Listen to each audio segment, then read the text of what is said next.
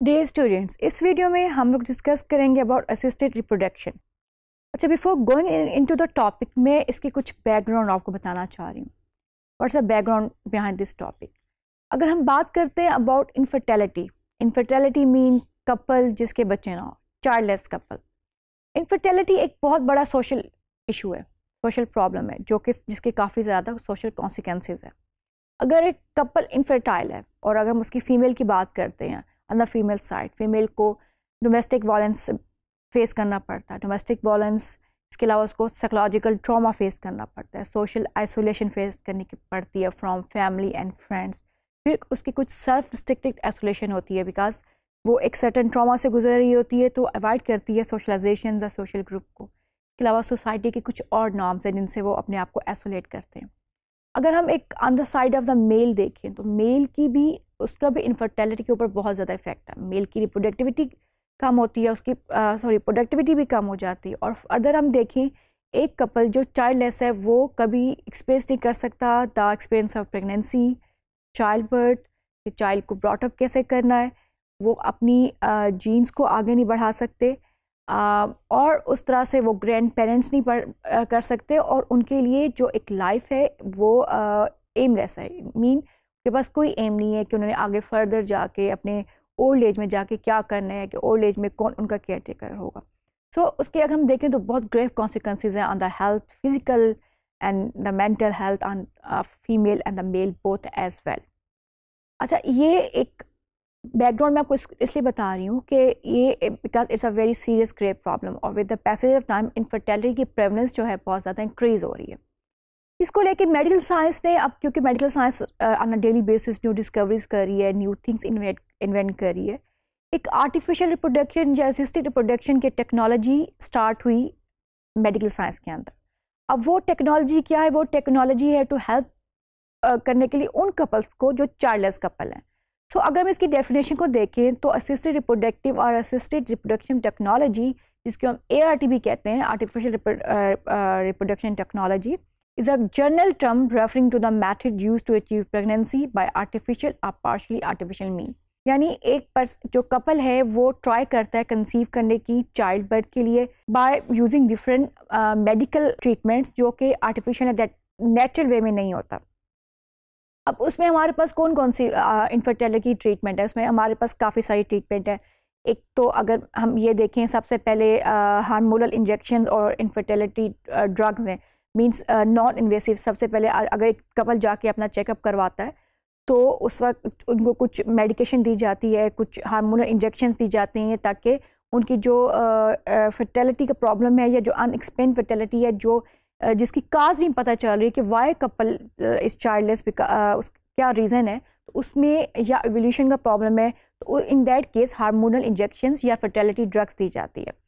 अच्छा, उसके बाद फर्दर जो होता है, एक तो हार्मोन इंजेक्शन की जो साइड इफ़ेक्ट्स हैं वो ये हैं कि ये इससे मल्टीपल बर्थ के चांसेस इंक्रीज़ हो जाते हैं। Mean twin pregnancy, triplet. अब ट्रिपलेट ट्विन प्रेगनेंसी की अपनी कॉम्प्लिकेशंस हैं, उसमें मदर की जान को भी ख़तरा है, बच्चे भी लो बर्थ वेट बच्चे पैदा होते हैं और बच्चों की मोर्टेलिटी के चांसेस भी इंक्रीज़ हो जाते हैं अगर मल्टीपल बर्थ्स होती हैं। फर्दर फिर हार्मोन इंजेक्शन का सर्जरी होती है। सर्जरी तब हो जाती है जब फीमेल्स की जो ट्यूब्स हैं वो कैरी ना कर सकें या ट्यूब्स जो हों अगर ब्लॉक हो। फिर एक फर्दर एडवांस जो टेक्निक यूज़ होती है उसे हम कहते हैं जी IUI, intra uterine insemination, intracytoplasmic sperm injection, intra vitro fertilisation. तीनों ट्रीटमेंट्स के अपने कॉन्सिक्वेंसेस हैं और अपने वेज हैं करने के। इंसेमिनेशन प्रोसेस में ये कि सिंपल मेल के सीमेन को लेके फीमेल के अंदर इंजेक्ट किया जाता है through a service by injectable के किसी भी इंजेक्शन के थ्रू। इसको हम इंसेमिनेशन प्रोसीजर भी कहते हैं। इससे क्या होता है कि जो चांस ऑफ कंसेप्शन है वो इंक्रीज़ होता है मोस्टली उन कपल्स के अंदर जिनके अंदर अनएक्सप्लेन्ड फर्टिलिटी होती है, कोई और इनफर्टिलिटी की काज पता नहीं चलती है। फिर इन विट्रो फर्टिलाइजेशन में ये होता है कि फीमेल की सर्जरी के थ्रू एग को रिट्रीव करके और मेल के स्पर्म को आपस में लेबॉर्ट्री के अंदर यूनाइट करके फिर इंजेक्ट किया जाता है और जब वो एम्ब्रियो बन जाता है, यानी 7-8 डेज़ के बाद जब वो एक एम्ब्रियो स्टेज में आ जाता है तो फीमेल के अंदर उसको इंजेक्ट किया जाता है और ये कंसिडर किया जाता है कि ये वहाँ जाके इम्प्लांट होगा यूट्रस के अंदर और इससे प्रेगनेंसी होगी या मदर कंसीव करेगी। अच्छा, उसके बाद हमारे पास आ जाता है जी इंट्रासाइटोप्लाज्मिक स्पर्म इंजेक्शन। वो तब होता है इन दैट केस जबकि बहुत स्वेयर किस्म की मेल इनफर्टिलिटी होती है। वो जो treatment specified for the male infertility, यानी मेल में जब बहुत ज़्यादा स्वेयर इनफर्टिलिटी हो तो उस in that case intracytoplasmic sperm injection किया जाता है, जिसमें क्या करते हैं सिंगल स्पर्म को लेके एग के साथ एग को उसी तरह रिट्राइव करके बाय सर्जिकल मेथड उसको लेबॉर्ट्री के अंदर करके और एम्ब्रियो के फॉर्म में और बाद में जो है इंजेक्ट किया जाता है मदर की यूट्रस के अंदर। That is known as the intracytoplasmic sperm injection. अच्छा, इसके अलावा जो रीज़न है वो तो इनफर्टाइल कपल्स यूज़ करते हैं। जो फर्टाइल कपल्स भी यूज़ करते हैं इस टेक्नोलॉजी को, वो है जेनेटिक रीजन। समटाइम्स कुछ ऐसी बीमारियां होती हैं जो कि फैमिली में रन कर रही होती हैं, और अगर कज़न मैरिजेस भी हों तो वो उससे फर्दर जनरेशन दर जनरेशन पास होती हैं।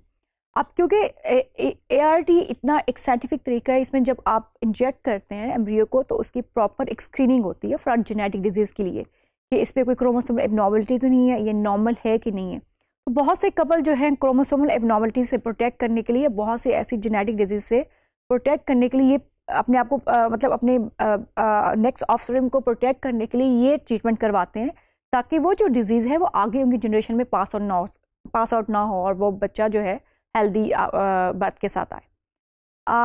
इसके अलावा एक तो ये जेनेटिक रीज़न है, फिर कुछ ऐसा है कि अगर कोई ऐसा कपल है मेल और फीमेल, अगर they are suffering from AIDS या HIV, तो उस सूरत में भी ये थेरेपी यूज़ की जाती है ताकि जो रिस्क ऑफ इन्फेक्शन है हम उसको कम कर सके।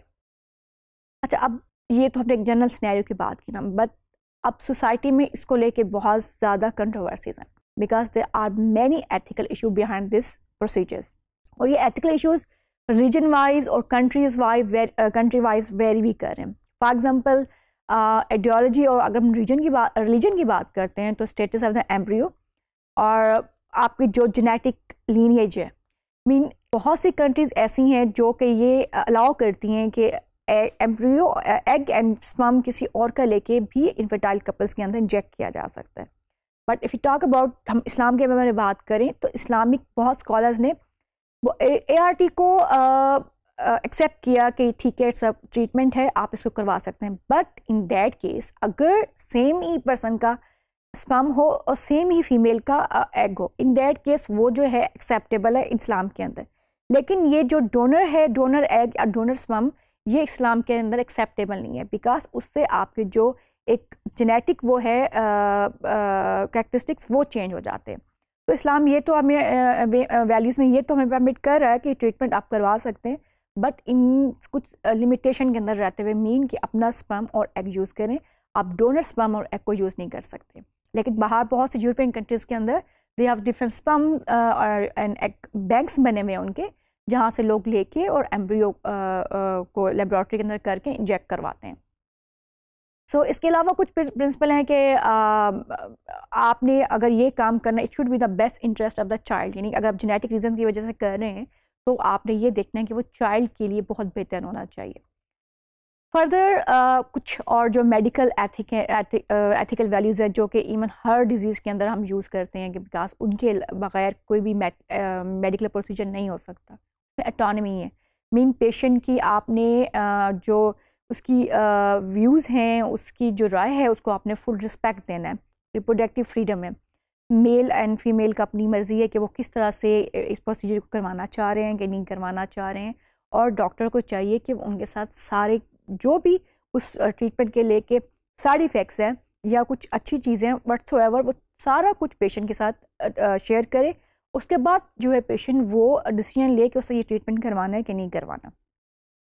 So decision based on accurate information, issues of success rate. अच्छा, सक्सेस रेट का ये है कि बहुत से सेंटर्स ऐसे हैं जहाँ पे सक्सेस रेट बहुत कम है। So it's a responsibility of the doctor जो सेंटर के अंदर काम कर रहा है कि उस सेंटर में अगर कोई पल आया तो उसको प्रॉपर इन्फॉर्म करें कि इस, because it's a very traumatical procedure, आपको साइकोलॉजिकल ट्रॉमा भी इसमें फेस करना पड़ता है, आपको फिजिकल ट्रॉमा भी फेस करना पड़ता है। तो आप इस रिस्पॉन्सिबिलिटी ऑफ द डॉक्टर कि वो कपल को पहले से एक्सप्लेन कर दे कि इसके जो चांसेस हैं, सक्सेस रेट इतने ज़्यादा हैं, वी मीन 40% सक्सेस रेट है, तो आप 60% फेलियर रेट को भी अपने माइंड में रखें।